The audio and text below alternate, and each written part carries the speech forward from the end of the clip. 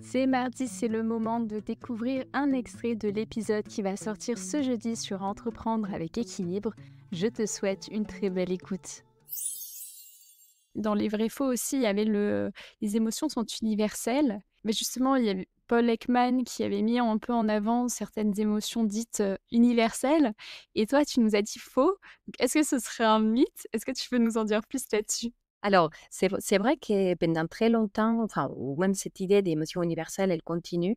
Mais j'aime beaucoup une chercheuse qui s'appelle Lisa Feldman Barrett. Ouais. Elle a écrit un livre qui est assez dense, mais vraiment, il est très, très intéressant. C'est en anglais, je ne crois pas qu'il y a la traduction en français. Mm.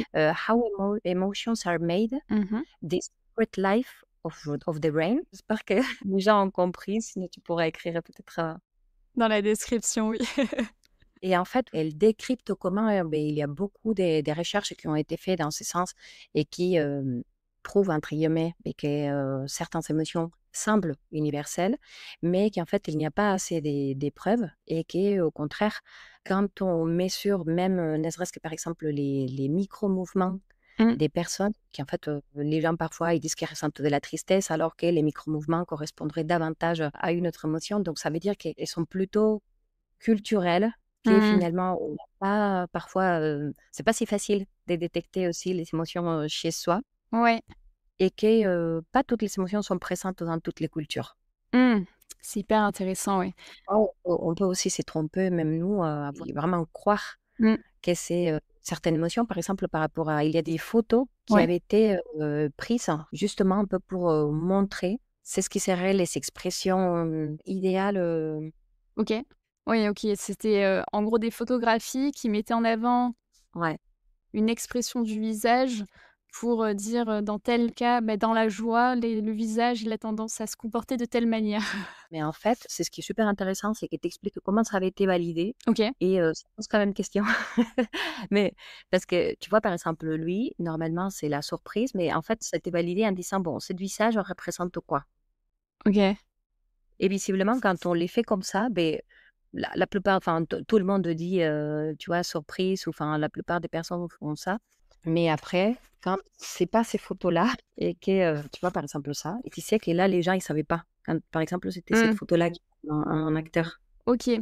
Ouais, donc dans son livre, elle remet, en question la certitude selon laquelle les émotions seraient universelles et ce que je trouve hyper intéressant dans ce que tu dis, c'est au final, il y a plusieurs choses. Déjà, c'est que la réaction corporelle ne serait pas forcément la même pour tout le monde.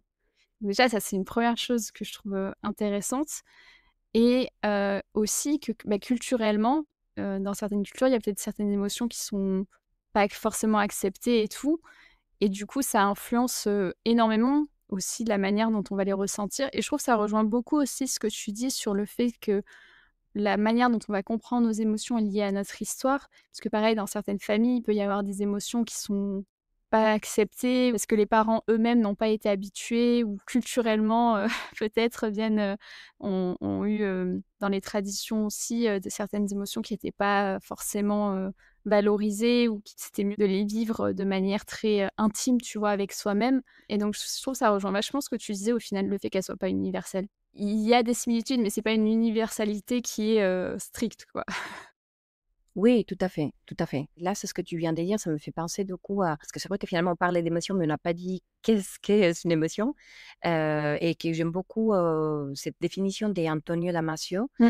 qui est un prof de neurosciences et psychologie, qui, parle des émotions comme, mental experiences of body states. Mmh.